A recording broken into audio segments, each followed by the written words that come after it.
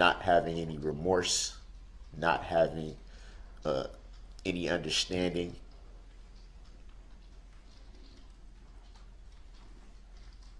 It was strictly made to that point that I have repented, that I have asked God for forgiveness, that I have. State. Thank you. Good morning, sir. Appearance, please. Good morning, Your Honor. My name is Darrell Brooks Jr. I'm here for this matter by special appearance. It is not my intention to bring any controversy to you, Your Honor, or your court today. I'm wondering how I may settle this matter. Is there anyone here in the court that can give me a rendering of the account? Free, he would probably not drive through another parade, but chances are someone so self-centered as Mr. Brooks will hurt other people again. The only life he seems to value is his own. I don't believe that Mr. Brooks will think about me or any of his victims ever. The feeling is mutual. I really don't think much about him now, but when the prison door closes on this felon, I won't think about him again. I do hope Mr. Brooks will use the Bible for more than a courtroom prop. He may want to start with the basics that I know his family had taught him, thou shalt not kill, but then he might want to read Galatians chapter 6, verse 7. Your Honor, I hope you give him the time to read and study the Bible. Mr. Brooks did everything he could to try to make the trial a circus. It is not a circus. It's not even about Mr. Brooks. Today, the court will hear what the trial is about, the victims. And as former victim ZZ, I would ask the court for a sentence that keeps the defendant, Darrell E. Brooks Jr., away from society forever. Thank you. Thank you, sir.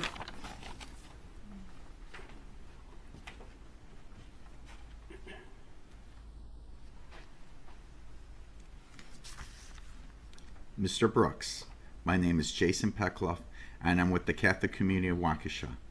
I was one of the victims you hit with the SUV you were driving on November 21st. What you did to my Catholic community and to the city of Waukesha show that you had no regard for life. What makes it more disappointing that you have shown no remorse for what you have done. While you're sitting in prison, I want you to reflect what you have done. I want you to reflect that you nearly took my life. I almost lost the chance to see my wife and kids again. I may have never had the chance to love or hug them again. You intentionally harmed my community, whether it was physical or psychological.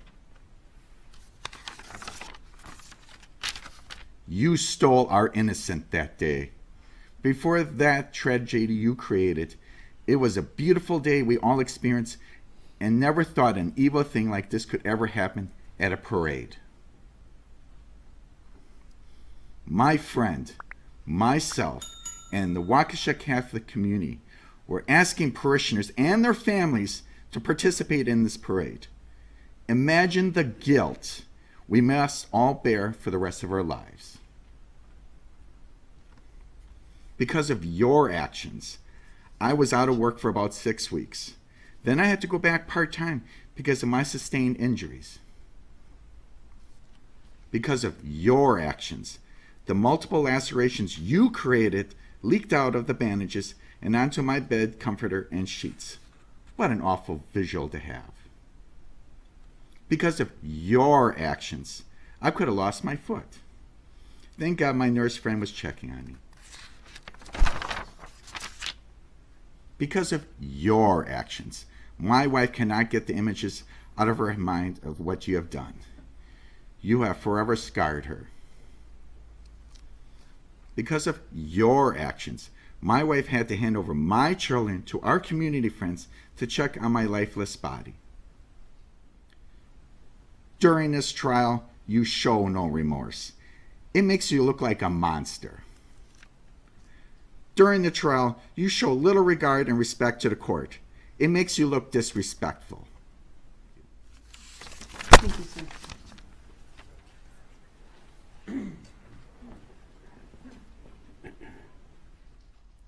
Not having any remorse, not having any understanding.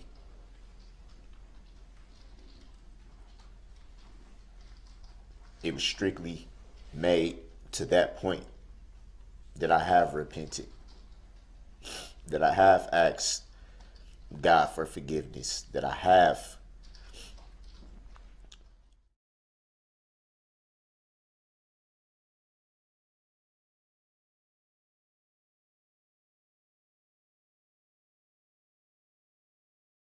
three of which were marching with me in the parade last November.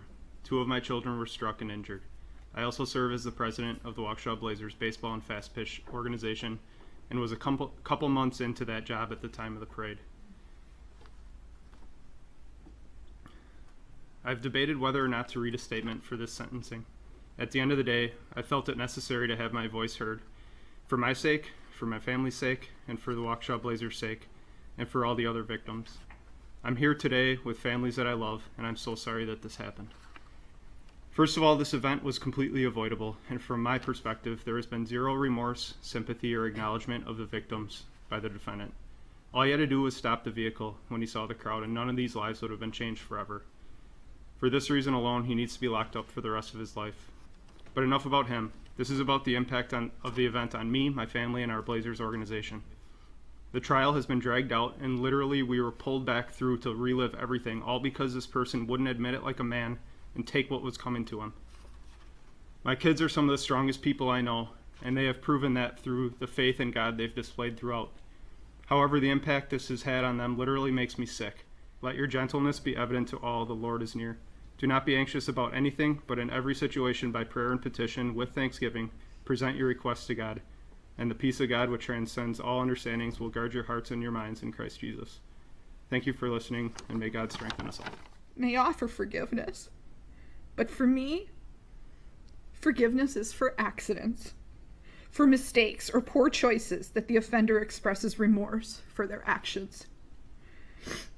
Darrell Brooks offers no remorse, but he did search for sympathy for himself. I cannot offer forgiveness. Thank you, ma'am.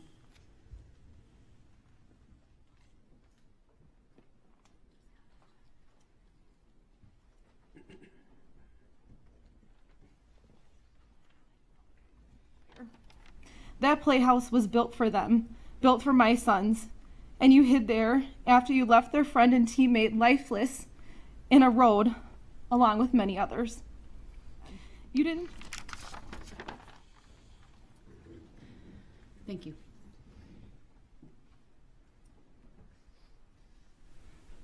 I'm sitting in the other room, watching other statements, and watching you roll your eyes to people's powerful statements. The hurt that people have in their souls. And you're rolling your eyes at them and making facial expressions. If I look around this room, no one else is wearing a mask. What are you hiding from? You're wearing a mask. I don't see anybody else.